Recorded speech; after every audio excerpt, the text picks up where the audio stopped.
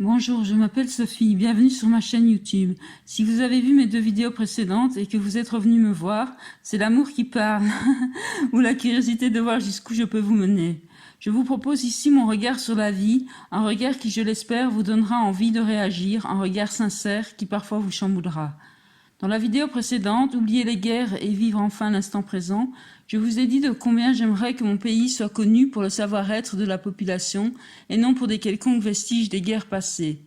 Vivre au présent est capital. Dans son livre intitulé « Apaiser l'esprit face à la violence », le maître zen vietnamien Thich Nhat Hanh explique l'importance de l'écoute attentive et de la parole bienveillante. Il parle de la souffrance qui peut conduire au terrorisme. Il nous invite à la compréhension et à la compassion.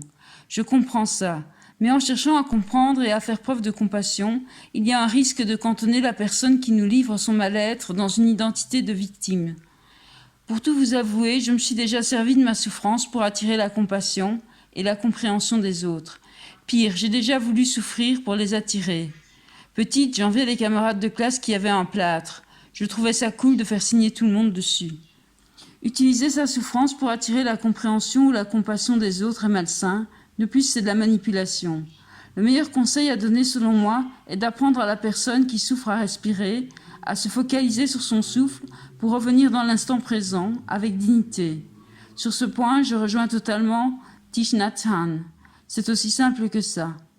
N'ayez pas peur d'être forte, fort. Être forte, fort ne veut pas dire être sans cœur. Pour moi, cette chaîne YouTube est l'expression de ma force. Je n'ai pas peur, ou plutôt, je n'ai plus peur de me mettre en avant, d'assumer mes valeurs. Au contraire, je fais des pas vers vous, parce que mon rêve a toujours été de rencontrer chaque être humain, de le voir sourire et de rire avec lui. Alors n'hésitez pas à liker, à vous abonner ou même à disliker. Bisous, Sophie.